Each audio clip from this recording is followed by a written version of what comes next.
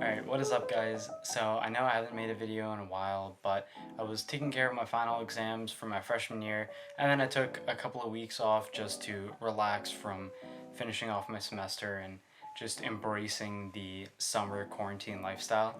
So in this video, I'm just going to be answering some questions about University of Rochester that I got in the comments of some of my most recent videos.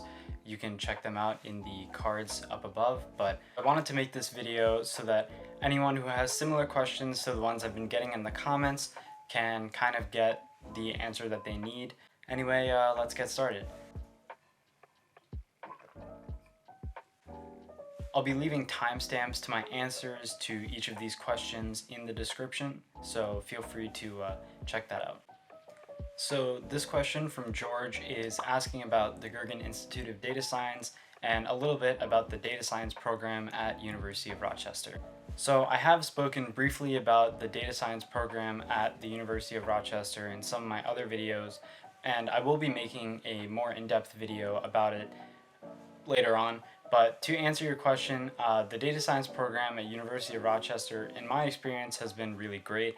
There are a lot of resources for data science students to get involved in research, look for internship opportunities, and just learn more about data science in general. As a rising sophomore, I can't really speak to some of the higher level data science courses, but the University of Rochester definitely seems to offer a wide array of data science courses, so much so that you definitely won't be able to take all of the data science courses in your 4 years. Your first 2 years as a data science major at the U of R will look very similar to your friends in the computer science department, mainly because we have the same prerequisites for our majors. When you start getting into your junior and senior years, that's when you'll begin taking some of the higher level data science courses like Intro to Artificial Intelligence, Database Systems, and elective courses like Natural Language Processing, Machine Vision, and other really interesting topics for those of you who are interested in data science. I'll probably be able to speak more to that a bit later in my college career when I really start taking some of these courses, and I'll be sure to keep you guys updated on my thoughts about the data science program as I go through it. But overall, I can say that so far I've really enjoyed it, and for someone who's passionate about computer science and data science,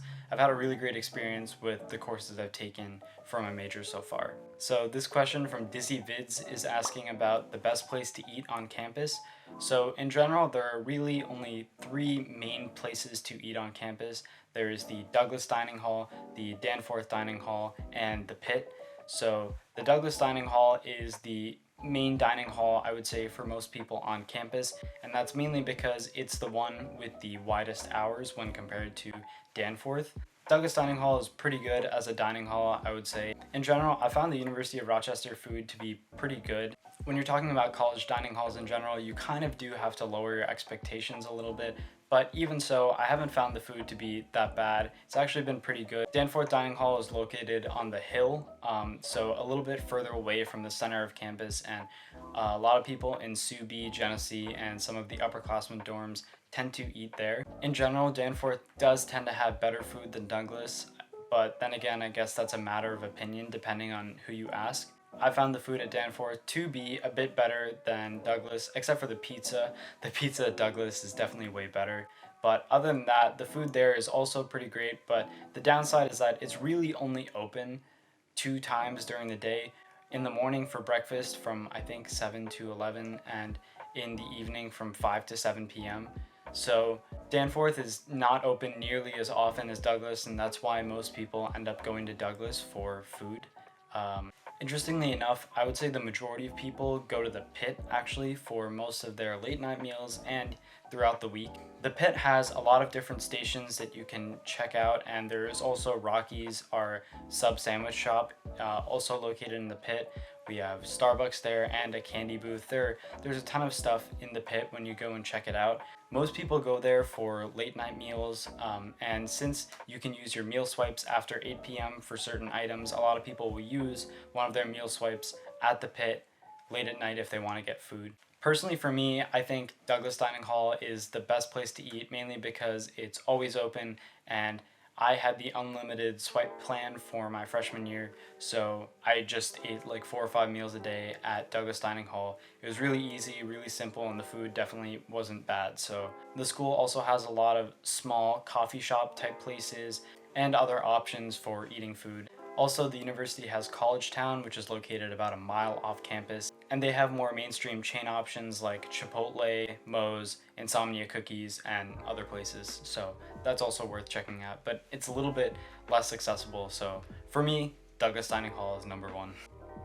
So this question is from Bryn, and she's asking about whether I recommend a triple and what I think about Tiernan Hall and communal bathrooms. A triple is actually offered at 80% the price of a double housing or single housing. So if you're looking for some sort of housing discount, you'll get 20% off on your housing cost at the university if you get a triple. I can say that it kind of does depend on your roommates. If you have a good relationship with your roommates, then you might actually enjoy a triple. Having two roommates instead of one will give you a chance to get to know more people and kind of expand your friend group a little bit. Space can get very tight in a triple, especially if you're not good at organizing your space, which my roommates low-key weren't. But if you are good with organizing your space and making sure that you maximize the space you have, you can find a triple to be fairly comfortable as a rooming option. If I had to choose whether I wanted a triple again, I would say no, only because I've learned that I really value my space, and I also really value some degree of privacy and flexibility to follow my own routine. I found that my roommates tended to stay up a little bit later than I wanted sometimes. If I had the option, I would hope for a double and just pray for a single, because I would say those are more ideal for people who want their space and want their privacy. But really, it depends on a number of factors. If you're someone who values privacy, you may prefer a double or a single. But if you're looking for a cheaper housing option, you may want to look at a triple. As for Tiernan Hall, I have heard people say that it is the worst hall on campus, and to some extent I do agree about its appearance and general interior design, but as for the people who live in Tiernan Hall, I can say that I've gotten really close to the people in my hall, so it's a bit of a give and take. Another benefit is that Tiernan is in the quad as opposed to the hill, so you are closer to some of your classes and closer to Douglas Dining Hall and the pit. You don't really have a choice for your freshman hall, but I can say if you do get stuck in Tiernan, it's not as bad as you might originally think. So this question from Sean is asking about full-time and internship job opportunities, specifically in the CS field for graduates of U of R and current U of R students.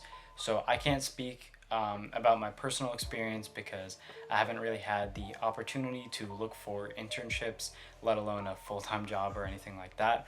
But I'm sure like most national universities and well-known reputable universities across the country, U of R offers a lot of opportunities for its students to engage in really beneficial, well-known internships. Of course, the university has students who have gone on to do internships at big companies like Google, Facebook, and in fact, an internship I was planning on applying for this summer actually had 14 alumni from University of Rochester working there, and it is a well-known company, so there's definitely no disadvantage and probably a really big advantage for anyone who goes to University of Rochester in terms of full-time job opportunities and internship opportunities as well. Again, a big part of it is your proactiveness and looking for those kinds of opportunities and seizing them when they come. But the university, of course, does a lot for students looking for these kinds of internships. In fact, as a part of the Gergen Institute of Data Science, the directors actually organize to have 2 current Google employees visit the campus to provide tips about the Google interview and what it's like to apply for an internship at Google. So that's just one example of the many companies and great places that people from University of Rochester are working in. Again, I don't know any real specifics, mainly because I haven't been here long enough to fully explore it, and I also haven't had the opportunity to fully explore the internship opportunities, but I'm sure like any national university, you'll have plenty of opportunities for great internships during your college career. So with that, thank you guys so much for not only watching this video, but leaving comments on my other videos so that I can answer them and hopefully help some of you guys with your questions. So if you like this video, feel free to give it a like and share it with your friends so hopefully they can benefit from it too. Also, if you like this video, maybe you'll like some of my others, so feel free to check out my channel and potentially subscribe. You don't have to, but it'll definitely help me out. And anyway, thank you guys so much for watching this video. If you have any other questions, feel free to leave them in the comments, and maybe I'll make a part 2 of this video if I have enough questions to answer. And yeah, I have some new videos coming on the way, so definitely keep a lookout for those. And I'll see you in the next one. Peace.